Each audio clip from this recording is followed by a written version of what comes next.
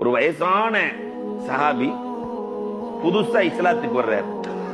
வயசு ரொம்ப 80 வயசுக்கு மேல. ஆனா கடுமையான கஞ்சன், பெரும் பணக்கார சஹாபி. பக்கத்துல அந்த பணக்கார சஹாபி பக்கத்துல ஒரு ஏழை வீடு, ஏழை சஹாபி. இந்த பணக்கார சஹாபிக்கு ஒரு பேரித்த மரம் வீட்டுக்கு முன்னாடி நிக்குது. அதிலிருந்து சில பழங்கள் கீழே விழுந்திருக்கிறது. இந்த ஏழை சஹாபியினுடைய மகன் எடுத்து வாயில போட்டார். இவரே ஏற்கனவே கஞ்சம் இல்லையா, வாய்க்குள்ள பையன் போடுறத பார்த்துட்டு வேகமா வந்து அந்த பணக்கார சஹாபி வாயில இருக்கிற பழத்தை எடுக்கிறேன்னு வாயை கிழிச்சு விட்டார். ரத்தம் அடிக்கிறது. ரசூலுல்லாஹ் அந்த ஏழை சஹாபி கொண்டு போய் பழத்தை எடுத்தது தவறில்லை ரசூலே, என் புள்ள வாயை கிழிச்சிட்டார் ரசூலே. பெருமானார் பணக்கார சஹாபியை கூப்பிட்டு சொன்னாங்க, இந்த மரத்தை வாயை கிழிச்சு விட்டீங்க, இந்த மரத்தை நீங்கள் கொடுத்து விடுங்கள், சொர்க்கத்தில் உங்களுக்கு நான் ஒரு மரம் தருகிறேன், இந்த மரத்தை நீங்க கொடுத்துருங்க. அவர் அப்பதான் இஸ்லாத்துக்கு வந்திருக்கிறார், கொஞ்சம் கஞ்சம் வேற, அதெல்லாம் கொடுக்க முடியாது. இதை பார்த்து கொண்டே இருந்த அபூ தஹ்தா ரலியல்லாஹு தஆலா, நாயகமே நான் டீல் பேசட்டுமா?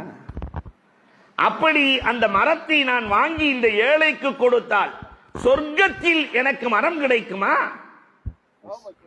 பெருமானார் ஸல்லல்லாஹு அலைஹி வஸல்லம் கிடைக்கும். ரசூலுக்காக எப்படி வாழ்ந்தார்கள். நேரா போனாரு. அந்த வயசான சஹாபிக்கு பக்கத்துல அபூ தஹ்தா ரலியல்லாஹு உட்கார்ந்தாங்க. என் தோட்டத்துல இருந்து 10 மரம் தர்றேன், அந்த ஒரு மரம் கிடைக்குமா? அதல முடியாது. 100 மரம், ஒரு மரம் முடியாது. என் தோப்பிலே 1000 மரங்கள் இருக்கிறது, தோப்பையே தருகிறேன், ஒரு மரம்.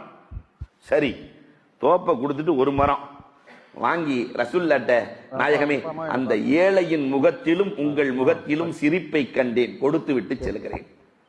ஒரு சிரிப்புக்காக, ஒரே ஒரு சிரிப்புக்காக, ஒரு ஏழையின் முகத்தில் சிரிப்பு மலர வேண்டும் என்பதற்காக 1000 மரம் உள்ள தோப்பை கொடுத்து விட்டு அபூ தஹ்தா நடந்து செல்கிறார்கள். பெருமானார் அழைக்கிறார்கள், அபூ தஹ்தா சொர்க்கத்தில் மரம் தருகிறேன் என்று சொன்னேனே, உன் மரம் எப்படி இருக்கும் என்று நீ கேட்கவே இல்லையே. அபூ தஹ்தா எப்படி ரசூலே இருக்கும் சொன்னாங்க, சொர்க்கத்திலே உன் மரத்தின் நிழலில் நீ செல்லுவாய், 500 ஆண்டுகள் நீ குதிரையில் சென்றிருப்பாய், அந்த நிழல் முடிந்திருக்காது அபூ தஹ்தா. சொர்க்கத்தில் நீ என்னோடு இருப்பாய்.